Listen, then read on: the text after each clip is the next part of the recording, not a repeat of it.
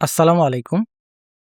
ধরো তোমাকে বলা হলো একটি গাড়ি ৬০ কিলোমিটার বেগে চলছে।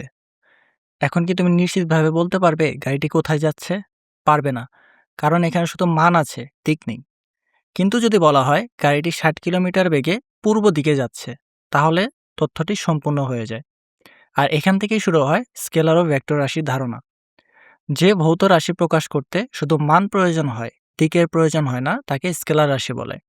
যেমন ভর, সময়, তাপমাত্রা, দূরত্ব, কাজ ইত্যাদি। যদি বলা হয় একটি বস্তুর ভর ৫ কিলোগ্রাম, তাহলেই তথ্য সম্পূর্ণ। এখানে কোনো দিকের প্রয়োজন নেই। যে ভৌত রাশি প্রকাশ করতে মানের পাশাপাশি দিকও প্রয়োজন হয়, তাকে ভেক্টর রাশি বলে। যেমন সরণ, বেগ, ত্বরণ, বল, ওজন ইত্যাদি। যদি বলা হয় একটি বস্তু পূর্ব দিকে ১০ মিটার সরেছে, তাহলে মানের পাশাপাশি দিকও জানা যাচ্ছে। তাই এটি ভেক্টর রাশি। স্কেলার ও ভেক্টরের মধ্যে পার্থক্য হলো স্কেলারে শুধু মান আছে, আর ভেক্টরে মান ও দিক দুটোই আছে। স্কেলারের দিকের প্রয়োজন নেই, কিন্তু ভেক্টরের দিকের প্রয়োজন আছে। ধরো একটি গাড়ি ৫ কিলোমিটার চলল। এটি স্কেলার রাশি, কারণ শুধু দূরত্ব জানা যাচ্ছে।